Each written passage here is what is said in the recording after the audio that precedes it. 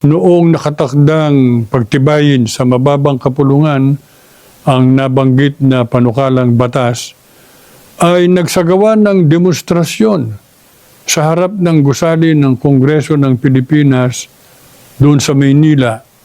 Ang mga mag-aaral na Iglesia ni Cristo mula sa iba't ibang universidad sa Maynila at mga karating nitong bayan at lunsod.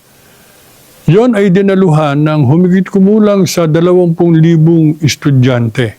Kung kinakailangan at ipinasya ng tagapamahalang pangkalahatan, tumitindig talagang iglesia, nagkakaisa, para ihayag, ibandila kung ano ang tama, kung ano ang matuwid. Lalo na kung nayuyurakan na ang karapatan ng nakararami at nalalabag yung mga batas na sila rin ang naglagda. Tayo ang nagsimula upang sa ganun maglabas ng saloobin ang mga relihiyon, maliban lang sa Iglesia Katolika.